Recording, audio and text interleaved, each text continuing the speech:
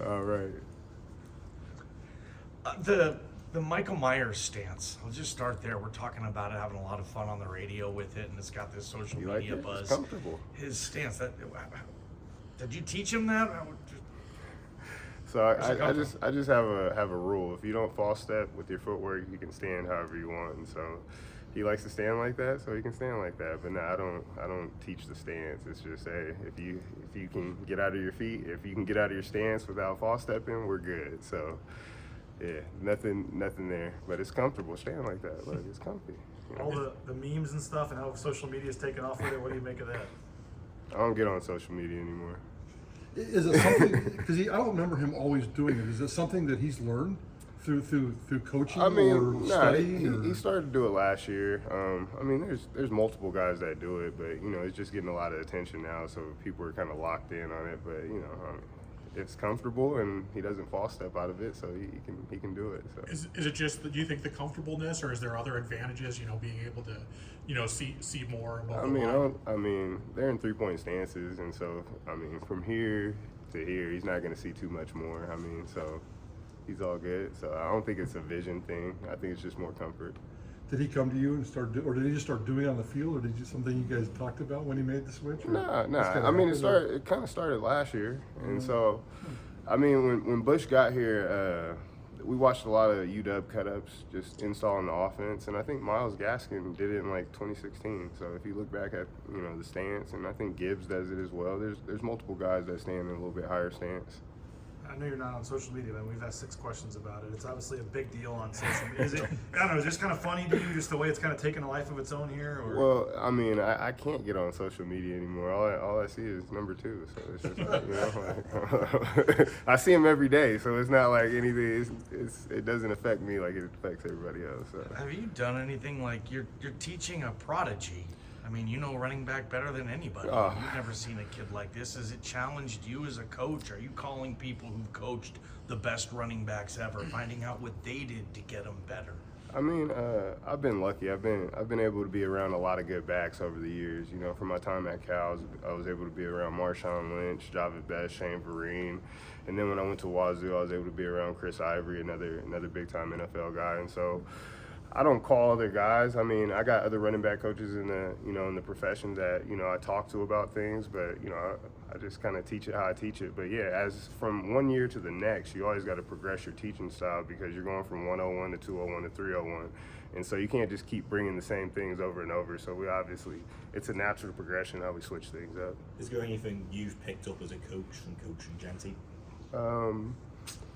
I mean, it's a two-way street when you're working with people. So he teaches me different things every day, and some of it's just naturally as we're going through drills, he'll do something, and I'll be like, yeah, I like that, and so I'll start to incorporate it. But yeah, it's always a two-way street when you're working with somebody.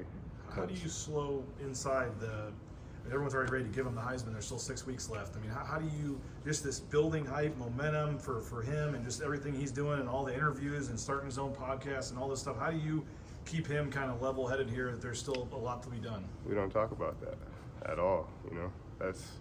That doesn't pertain to me at all. I'm here to make sure he's the best person on Saturdays or Fridays, whenever we're playing. I get him the game plan, make sure he's getting the right looks and getting the right reps and practicing at the right tempo to make sure he stays on point and keep getting better.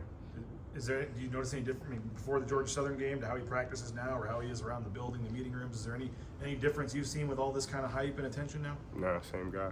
And so, this spring, he was practicing at such an elite level that, we were going to practice him live in the spring. We didn't do it because he practiced so hard. We're going to give him some reps in fall camp live. He came out practicing hard, and then Georgia Southern was just our first opportunity for us to go out there and showcase all the work that we have been putting in. Is there anything that he's been able to do this year that's even surprised you? I mean, yeah. I mean, there's some runs in there where they're wild runs, and you're just like, wow, because with what I'm teaching, I'm getting them lined up. I'm teaching the track. I'm teaching the eye progression, the read, and then after that, their skill sets take over, and they all got a little bit different skill sets. He just happens to be good at a whole lot of things, and so that's what makes him special. But nah, it's not anything different, but he just comes out to work every day. He practices how he plays, and that's one thing we preach around here all the time. Practice performance equals game day reality. When you play at such a high level, what are the challenges for you to make him better on a day-to-day basis, and what do you want to see him get better at? Well, I mean, number one, I have to be consistent how I'm teaching, and that makes sure he's consistent with how he's coming in and coming to work every day. But he's somebody who's, you know, first in the training room. He's always here taking care of his body. He's eating right. He's, you know, just making sure all the little things are buttoned up. And then when you get to see the product on Saturday, we all know what it is. You had this, big talk about the three-headed monster, and it's kind of been whittled down to one at times here. I mean, just how tough has that been with Sire going down and then not being able to keep Breezy out there, and just what you're dealing with behind Ashton? I mean, it's always next man up. And so, you know, when you get thin, I teach them all the same content when we're in the meeting. And so it's just about all of them coming out ready to play and having relentless effort and then being locked into the details of the game plan. But obviously, you know, I got some younger guys rolling. Crow's in there, Dylan's in there, but I have nothing but confidence in those guys. UNLV is on paper, the number one run defense in the league. What do they do to present challenges? I mean, they're very well coached, number one. They're schematically sound, and they got really good players.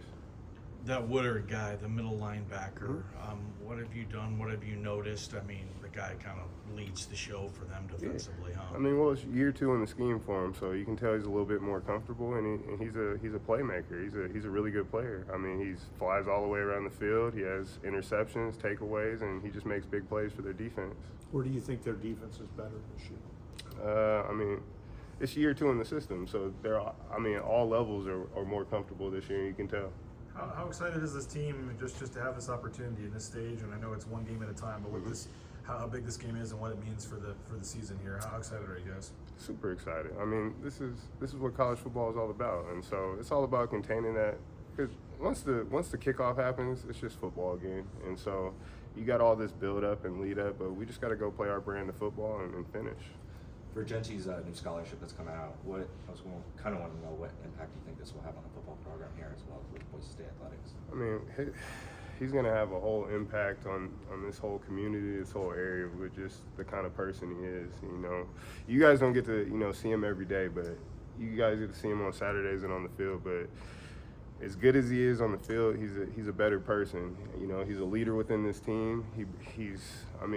There's not one guy, not one person in this building, and probably not one person in this community that would have a different tone about Ashton Gentie. He's just a special person.